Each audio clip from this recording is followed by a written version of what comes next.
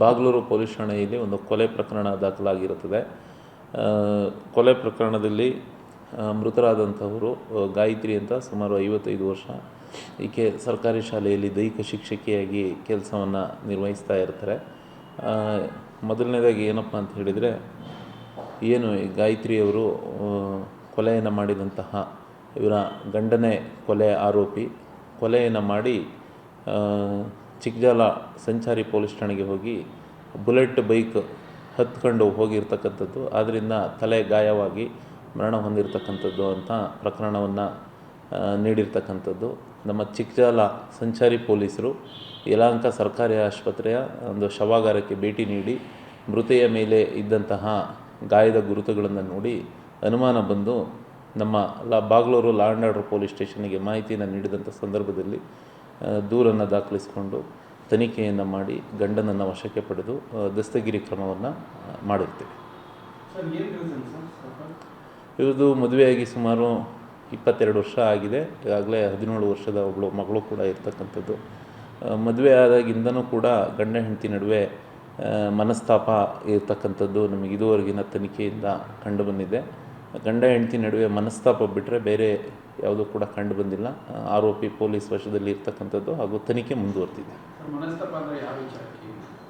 ಹೀಗೆ ಮನೆಯಲ್ಲಿ ಚಿಕ್ಕಪುಟ್ಟ ವಿಚಾರಕ್ಕೆ ಮನಸ್ತಾಪ ಇತ್ತು. ಈ ಹಿಂದೆನೂ ಕೂಡ ಡೈವರ್ಸಿಗೆ ಅರ್ಜಿಯನ್ನು ಸಲ್ಲಿಸಿದ್ರು ಅಂಥೇಳಿ ಕಂಡು ಬಂದಿದೆ. ಆನಂತರ ರಾಜಿಯನ್ನು ಮಾಡಿಕೊಂಡು ಅದನ್ನು ವಾಪಸ್ ಪಡ್ಕೊಂಡಿದ್ರು ಅಂತಕ್ಕಂಥ ವಿಚಾರನೂ ಕೂಡ ಕಂಡು ಬಂದಿದೆ. ಹೆಚ್ಚಿನ ತನಿಖೆ ನಡೀತಾ ಇದೆ. ಗಂಡ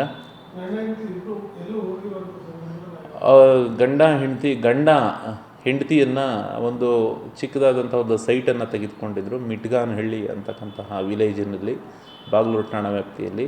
ಆ ಸೈಟನ್ನು ನೋಡ್ಕೊಂಡು ಬರೋಣ, ಮನೆಯನ್ನು ಕಟ್ಟಬೇಕು ಅಂತ ಹೆಂಡತಿಯನ್ನು ಈತ ಒಂದು ಸ್ಕೂಟಿಯಲ್ಲಿ ಕರೆದುಕೊಂಡು ಹೋಗಿರ್ತಕ್ಕಂಥದ್ದು. ಸೈಟನ್ನು ನೋಡ್ಕೊಂಡು ವಾಪಸ್ ಬರಬೇಕಾದ್ರೆ ಮಾರ್ಗ ಮಧ್ಯೆ ಆಕೆಯ ಮೇಲೆ ಕುತ್ತಿಗೆಯನ್ನು ಹಿಚ್ಚಿ ಕೊಲೆಯನ್ನು ಮಾಡಿರ್ತಕ್ಕಂಥದ್ದು ಕಂಡು ಬಂದಿದೆ. ಆನಂತರ ತಲೆ ಮೇಲೂ ಕೂಡ ಒಂದು ಚಿಕ್ಕಪುಟ್ಟ ಕಲ್ಲನ್ನು ಹಾಕಿರ್ತಕ್ಕಂಥದ್ದು, ಅದು ಕೂಡ ತಲೆಯಲ್ಲಿ ಗಾಯಗಳು ಇರತಕ್ಕಂಥದ್ದು.